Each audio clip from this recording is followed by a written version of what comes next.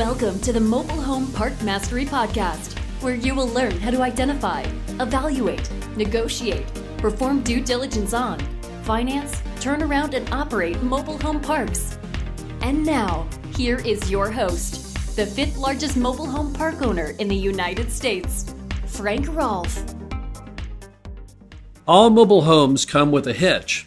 And no, it's not what you thought. This is Frank Rolfe, the Mobile Home Park Mastery podcast series. We're going to be talking about the hitch, that one unusual attribute of a mobile home, something it doesn't really share with anything else out there except perhaps a boat trailer. And we're going to talk all about how it impacts mobile home parks, how you need to approach them, just everything regarding the good old hitch. Let's start off with the definition of a hitch. Hitch is defined by Webster's as an item to connect an implement with a source of motive power. So clearly, the whole purpose of the hitch is the simple fact that mobile homes do not have an internal drivetrain.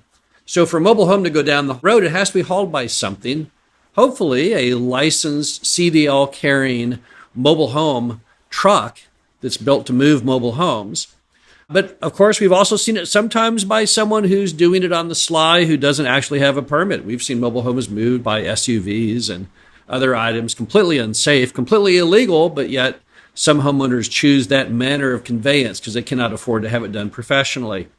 What else in life has a hitch on it? Well, only things I can think of are a boat trailer and an RV, like a camper.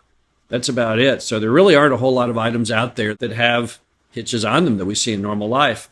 And the hitch is really only there for one purpose. That's just to move the mobile home from point A to point B. Once it's arrived, it really has no further purpose. So what do you do with hitches? Well, let's first start off with one interesting bit of hitch trivia. And that's that all mobile homes that you see out there today are described as being basically 4 feet longer on the title than they actually are. Because the way mobile homes are measured on that title is from the back wall of the mobile home to the front of the hitch.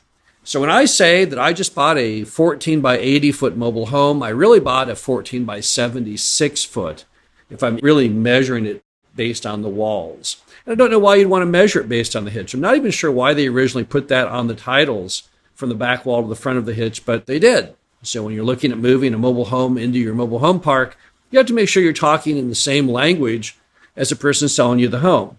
And that means you want to know the size of the box, which means the 4 walls. You don't want to know the size with the hitch, because when it gets to your park, you're probably going to remove the hitch. But if you get it all wrong, if you all are not talking apples to apples, when the home arrives, the home sticks out in the street 4 feet.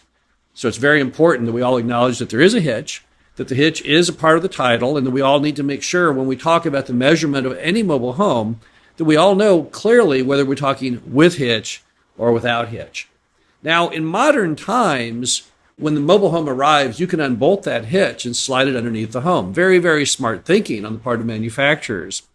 But in all the older homes out there, definitely the pre-HUD and even the post-HUD, for most of them, they don't unbolt. You see, they're actually welded, so you have to cut them off the home to remove them. That was not a very smart idea. Now, why did they do it that way? I don't know. Perhaps they didn't know how to bolt them on. Perhaps they weren't as good at that time of engineering how to make the hitch work, unless it was an integral part of the frame itself. Not really sure. But in modern times, you definitely want to remove the hitches on both old and new homes for the simple reason that institutional lenders hate them. Your customers really hate them. They're not sightly, and they serve absolutely no purpose at all. So if we're saying that the hitch is a single-purpose entity which doesn't need to exist after the home has arrived, then what do we do with them? Well, if it is a newer home, when it arrives, you unbolt, you slide it under the home, and then you skirt very neatly those 4 walls of the home where they're exposed to the elements down beneath, and it looks very professionally done. Now, if you have an older home that has an existing hitch which you can't unbolt, you have 2 choices. Number 1, you could cut the hitch off. Number 2, you can skirt over the hitch. Now, if you cut the hitch off, the problem is you could theoretically cause a fire hazard. The only way to get the hitch off would be to cut it off with an acetylene torch or to cut it off with a saw, both of which are going to cause flames and sparks. And if you're in an area where it's very, very dry, for all I know, you might light the grass on fire. So traditionally, cutting the hitch off is a little more difficult than merely skirting over it. How do you skirt over it? Well, you take that same skirting you put around the home and you put it on both sides. Remember, a hitch looks like a V, so on those two sides of the V, and then you continue it across the top. Does it eradicate the hitch from view? No. Does it look as good as if you don't have a hitch? No. Is it easier and perhaps safer in some markets to do it that way? Yes. And then on top of that, the customer wants to, in some cases, believe they have the ability to move the home again later. So they want to maintain that hitch on there so they have that option, or at least they think they have the option to move it. Now, of course, that option isn't really there for the older homes. Number one, the pre-HUD homes can't be moved into almost any city in America. They won't give you a green tag to connect the electricity if it's pre-HUD. When they enacted the HUD takeover of the manufacturing industry, they grandfathered all those older homes that were pre-HUD and said they're all legal, but you can't move them. So if it's pre-HUD, if it was built before 1976, then it has no purpose whatsoever. But even if the home was built post-76 and has an all-important HUD seal on it, nevertheless, is the thing really safe to move? You know, when you jack up in the air a 1979 mobile home and take it out on the highway, you are putting all kinds of pressures and stresses on something that's about 50 years old. So is that really going to work out for you? Well, maybe not. And if it doesn't, man, are the damages huge. If you take that home down the road and the roof blows off or the wall blows off, because if it's going down the highway at 55, that's like having a 55-mile-an-hour continuous windstorm, and I'm not sure the home can make it. On top of that, when you jack them up in the air, often the frames themselves have sagged, they've rusted, they break when you do that. So typically you can't really move the home anyway. So although someone may think of their old 1968 home that having that hitch on there makes it eminently able to move anywhere they like, the truth is, no, they have no such freedom because under HUD they can't move it. And if it's an older home but is post-HUD, the truth is it probably won't make it if they try and move it.